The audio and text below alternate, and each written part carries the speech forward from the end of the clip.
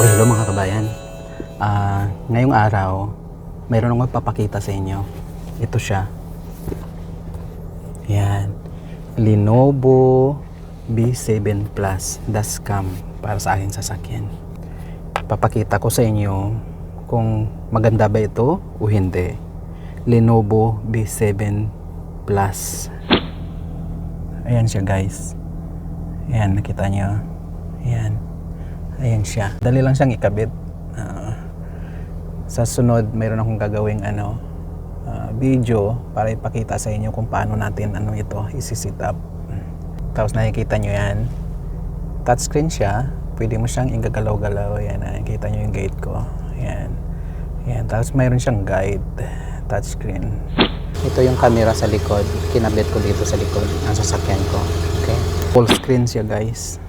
Pagkatapos 1080p yung niya, yung video recorder niya. Tingnan natin kung talagang maganda ba ito.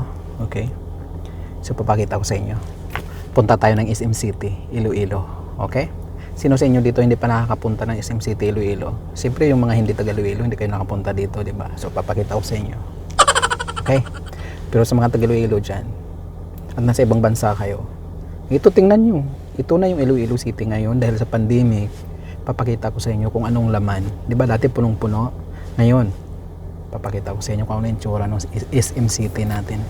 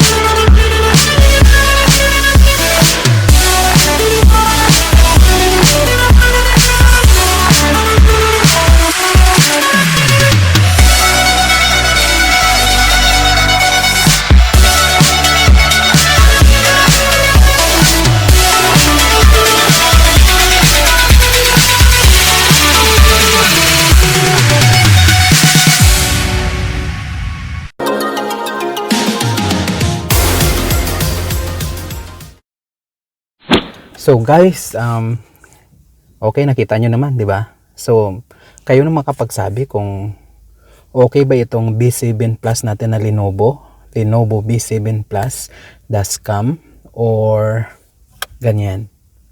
So, sa palagay nyo, okay ba?